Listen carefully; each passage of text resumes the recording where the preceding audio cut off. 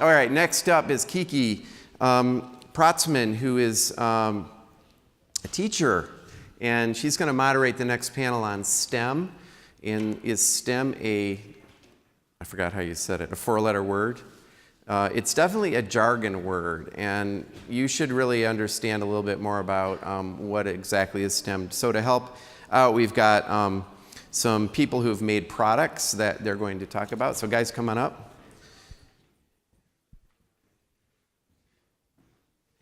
And while these guys are coming up, there's ice water in the back. There is, I'm assuming you found your Maslow's hierarchy, your restrooms and coffee and so on. And you guys take us away. Timer set for 23 minutes and 56 seconds. No pressure. Hi, everybody. I'm so glad to be here today. Are you guys having fun so far at CES? Yeah? We're here today to answer that question, is STEM a four-letter word? And with me on this journey are our panelists. First, we have Kim Mosley from the American Specialty Toy Retailing Association. And next, Sean Sheng, Chief Operating Officer of Pi Technologies. And finally, Brett Walker, who is the Chief Executive Officer for Electron Inks, the producer of CircuitScribe. So thank you for joining me. I am Kiki Protzman. I am the Curriculum Development Manager for Code.org. I also host Kiki vs. IT on YouTube, and I'll be your panel moderator today. So shall we jump right in? All right. The first question, this goes along with the other panels that we've had so far today. How do you respond to parents who think that students should avoid technology because it creates too much screen time? Let's start with Kim on this one. Oh, sure. So my members, Kiki, are toy store owners. So if you think in terms of your local neighborhood toy store, those are the folks that are members of our organization. They have great knowledge about the products that they put on their shelves, as you can imagine.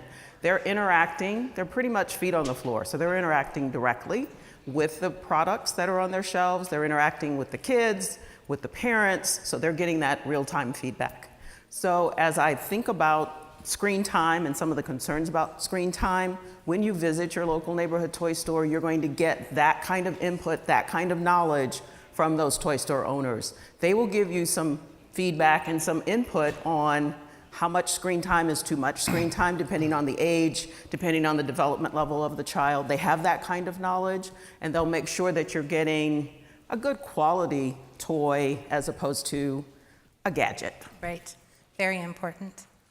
Sean, would you like to take a shot at that question? I think we all believe, excuse me, we all believe that technology has become a very important part of our life. No matter you want or not, it's a trend and it's a reality. So for our future generation, I think they will be engaging and working with technology throughout their life. So avoiding technology from them might not be a very good option. It could even hinder their academic performance when technology will be used in classroom for teaching and learning. I've been working on this for almost 10 years, pushing the boundary of how schools should use technology for personality and adaptive learning. So it's already become true. So a better option could be give them and exposing them with better educational and beneficial solution, technology solution, for example, screen time within a controlled amount of time could give them have the understanding of technology and the knowledge base for them to work from. So there's kind of a trade-off there. You can go one direction or the other, and it might not be for the better, but if you find a nice medium where the screen time actually enhances play and physical activity, then great answer. Brett? So thanks for the question. As you'll hear, many of the panelists already have said in the previous panels, obviously moderation is important, but I believe technology adoption is inevitable and exposure as a child is also inevitable, and that needs to be something that is recognized. But the perspective that we come from, especially with the CircuitScribe product, is just because you're embracing technology and trying to learn more about STEM topics does not necessarily translate directly into having to stare at a screen all the time. So we believe that there are fundamental tools, for instance, our CircuitScribe product, which allows you to prototype electronics easily just by doodling on a piece of paper. That gives you the creative latitude, so to speak, of just doodling on a piece of paper and gives you that level of expression that you see that a child already has, frankly, by scribbling with a crayon or other products, but can translate directly into the digital world. So we view it as more of a digital bridge technology to where we understand that screen time is inevitable and frankly important in moderation, but there are ways to engage children in technology that don't necessarily mean they're just staring at their iPads all day. Yes, I think that's a very important point, to be able to talk about all of the hands-on stuff that there is to do without the screens, going the unplugged direction. The Chibitronics and some of the other hands-on type things as well, and merging all of those things together gives you a very strong then understanding of that entire technological biome, which is a good thing. It would be hard to argue that it wasn't in this day and age. Okay, our next question, and I'm going to give this one, actually, let's go back to Brett. What do you say to parents who are afraid to try new tech toys because they don't understand them?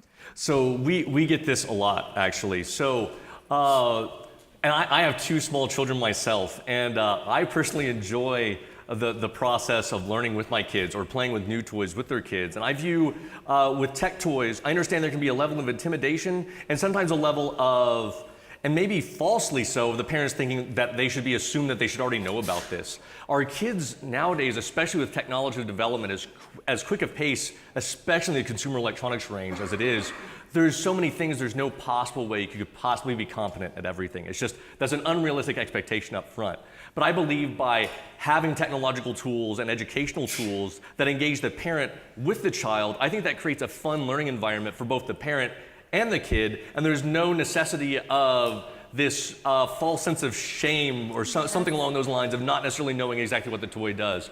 All I know is I wish I had these toys available to me whenever I was a kid, and I think my children, whenever they grow up and hopefully have children of their own, will say the same thing. Yeah, that joint play and joint learning, if the parent can show the kid that they are still interested in learning and not afraid to make mistakes, that makes for a much stronger experience. And I personally like to turn, as a parent, to YouTube videos, but I know that there's another source out there, and I would love to hear, Kim, your take on this, because it works so well with what your organization does.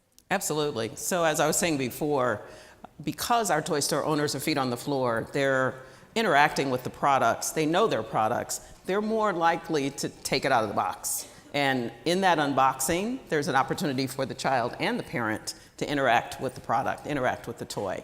It gives the parent a little bit more confidence, I think, make them a little less afraid to try that product and to recognize how best to play with that toy with their child.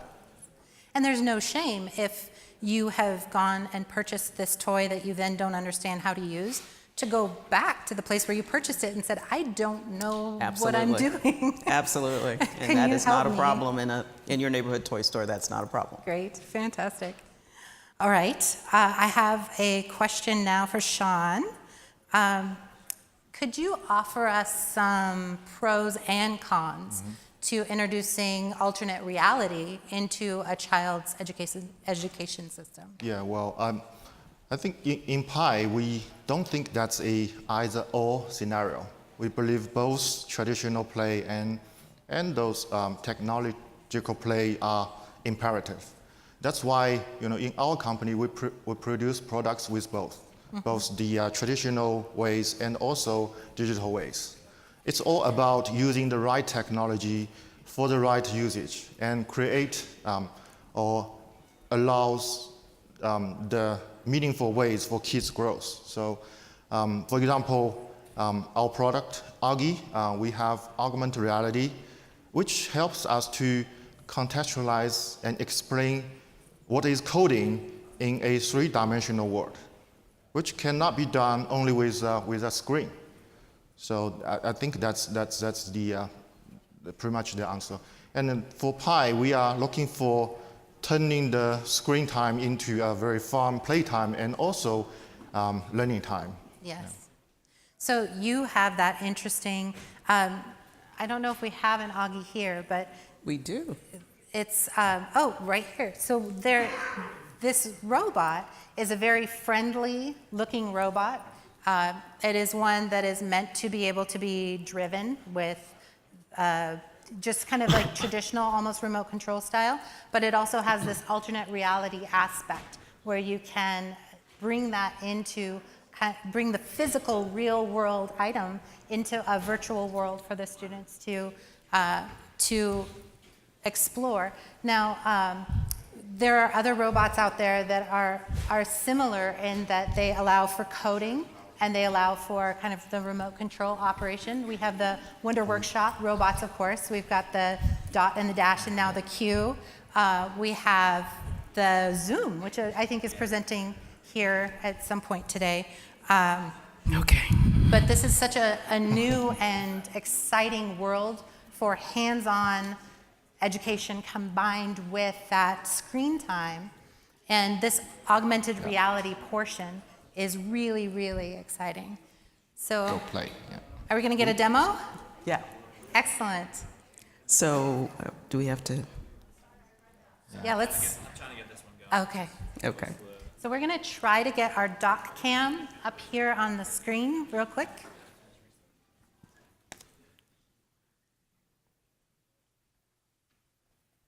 We're going to get our action cam going here so you can get a closer look.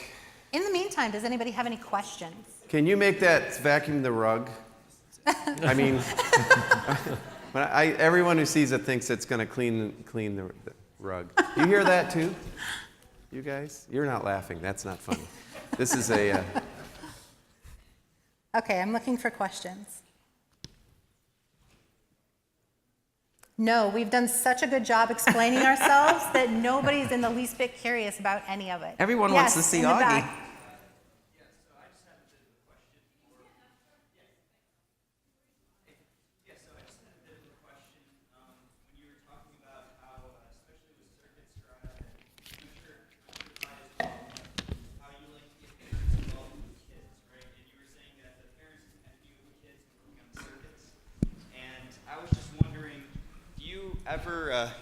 Perfect.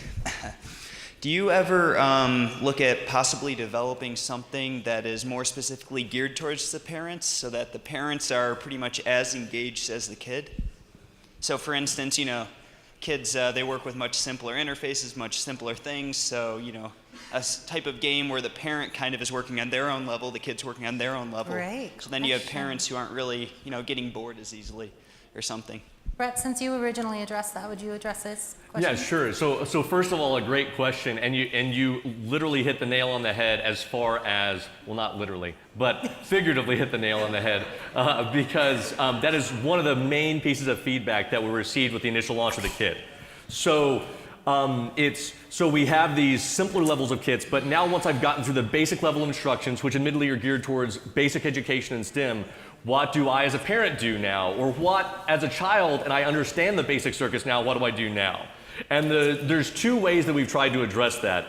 Is number one, we have an online platform called sketch.circuitscribe.com, which we built in collaboration with Workbench. And so what that is a project-based platform. So instead of just being limited to, okay, I may not know everything about circuits, but what I do know is that I really like this product and I'm already done with the basic stuff. What do I do next? It literally goes from, okay, you already have this kit, what do I do next, sort of a thing, to basic circuits, to more complicated interfaces, all the way to, there are people who have gone on there and built 8-bit interfaces and created Pong on paper. That was like a 200-hour project. I wouldn't even put that much time into it, but nonetheless, there's a whole spectrum of capabilities with this sort of flexible product that it allows, and we try to capture that with a project-based online content forum that is completely free. You don't have to buy the kit and then have some sort of subscription model or something like that. We want our users, the barrier of entry for us is buying the product so you have something as a baseline. We want the sky to be the limit, so to speak. as far as doing that. That's fantastic. Sorry to interrupt. We've got our camera going now. Okay, so. sure. Yeah, what are we seeing? So remember a couple minutes ago when we were talking about augmented reality? We're going to show you a little snippet of that right now. So we have Augie, and we're going to inspire Augie to go and collect some coins. I'm going to kind of move this around so you can see the coins spinning. So in augmented reality, we're going to ask Augie to turn right, pick up a coin, turn left, pick up another coin, and then navigate his way over and pick up the last coin. And over here on the right, you can see all of the coding that the child would be able to put in to turn right, to go forward, to turn left, etc. So I think I've programmed Augie correctly, and we'll see. I'm not a child, so we'll see if I did it right. I might need a child to come up and help me. So we're going to give Augie a go, and we're going to see what he does. Well, he picked up, obstacle ahead, cannot move, Too much obstacles. too much obstacles. Okay. We can't get him in the camera way over there. I will step out of the way of the demo. Yeah. Teamwork, everybody. Let's go. But he'll be too close to the edge. Yeah. We gotta move him back. All right. Here we This go. is a great example of being a lead learner and showing that you're not afraid to try things, even if you aren't 100% sure how they're done. Keep it happy. Play. All right. So now we've got to reprogram. So let's go back. Ride their razor skates. I don't know if I could do that today. I had a late night last night. All right. Turn right.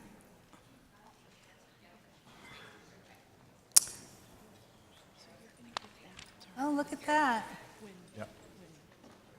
Nope. Nope.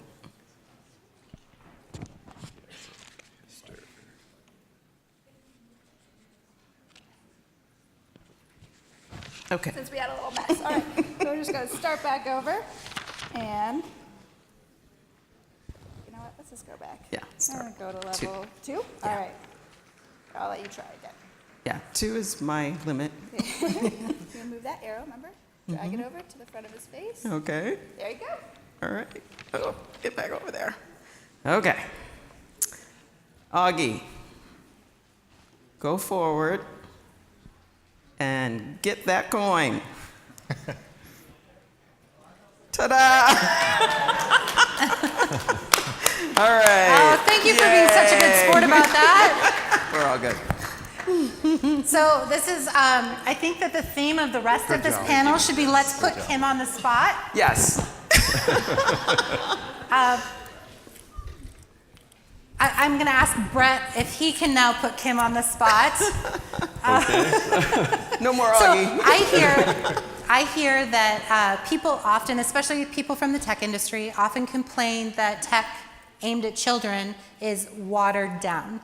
And I know that CircuitScribe actually has a huge audience with children and teenagers, and I was wondering what you kind of think about that viewpoint. So I view that, I definitely don't view that children tech is watered down. I think, as a famous quote is, unless you can explain something simply, you don't really understand it at all. And so to have tools that are really capable of teaching children shows that the technology is well understood and that there's a lot of learning platform that can go on there. So with CircuitScribe specifically, we've developed a tool that gives a nod to more sophisticated prototyping insofar as the actual electronic assemblies that go underneath it. One of my, I wouldn't say complaints, but one of the qualms I have with the sort of iPad-centric part of education, which is very necessary, is the fact that we're giving a baseline fundamental level of an extremely complicated device. And unless you really understand some of the inner workings of how that works, you already have a platform where the barrier to entry is really quite sophisticated, where you can make the interface with that device very simple and straightforward, but fundamentally the electronic design behind those is relatively complicated. And so what we try to do with Circuit Scribe, again, is try to bridge those two worlds by giving an accessible, intuitive tool in the form of a rollerball pin, but then allows you to create basic working circuit prototypes. So it sort of has a fundamental assembly level between sort of a very complex device that has a very intuitive user interface Sure. with an iPad, which is great. I mean, we all use them. They're fantastic devices. However, to sort of give that as a fundamental baseline with no real understanding beneath it might be giving children a disservice as far as how their electronic devices actually work. That's very interesting. I'm always struck by how there's a first step, right? And some of us are very comfortable being beginners, and some of us are very comfortable being experts, but that awkward space in the middle, people don't like to talk about, right? So with products like Augie, with robotics and programming in general, with things like Circuit Scribe, or certainly any of the coding applications and tech applications out there, there is a middle space where we need to be better about explaining that's where we are and make mistakes in front of people so they can see that everybody has this issue instead of making everything about being a beginner or being an expert. All right, do we have a Circuit Scribe to play with today? No, not today? Not today. No. Which not? Okay. I thought there was one here. Okay. All right. Well, with that, I think we did a pretty good job making up time. Did anybody have any last comments before we turn it back over for questions? Nope. All right. Well, we got out everything we had to say today. How about any of you? Is there anything else you'd like to know before we determine if STEM is indeed a four-letter word? We have 3 minutes and 17 seconds left. Spoiler alert, it actually is four Craig, letters. you're from Brooklyn. What company are you with? So I'm with Robotize. It's actually a startup that we got through an NSF program at NYU. So we're just kind of getting off our feet, basically, and really working with robotic interfaces. And the reason I did that is if you could say who you're with, then that's good. And where you're from, that's kind of good too. How many Anybody people? else who would like to say where they're from and who they're with? Yeah, how many people, can I see a show of hands, are working on some sort of tangible product, not just a screen, but look at the hands, especially over here. So this is really some sort of an evolution of the, I think, 3 years ago you wouldn't see this. Also, the whole emphasis on coding and getting kids into some sort of code is Claire Green of Parents' Choice says, code is the new Mandarin. I could just add that for all those folks that raised their hands, our association is a home for you. Please know that local neighborhood toy store owners do carry electronic toys. We're not just blocks and yo-yos. They are looking for the best products to put on their shelves. And as a member of our organization, you would have the ability to interact with some of those retailers, get feedback from some of those retailers who are interacting with parents and children, grow your product, as well as interact with other manufacturers. And as a parent, you're able to go in and request things as well, correct? Absolutely. Fantastic. So you find a home with Astra. Great. And building on what I heard in a panel earlier about how many jobs for our kids in the future won't have been created yet, when I was very young, my father told me, what you do for a living when you grow up probably hasn't been invented yet. Mm-hmm. And because of that, I always had my eye on the horizon. I never felt like I had to follow everybody, that it was okay for me to strike out and make mistakes and do things because what I was going to do hadn't been invented yet. And YouTube hadn't been invented yet. So I would like to just encourage everybody to kind of keep these questions rolling in their mind, not just today, but as you leave CES, as you go on your way, keep thinking about what the future holds and how simple tech can actually also be playful and preparing your children for the future. If that's it and we have no more questions, I think that's our time. Kiki, thank you very much. Let's give him a round of applause.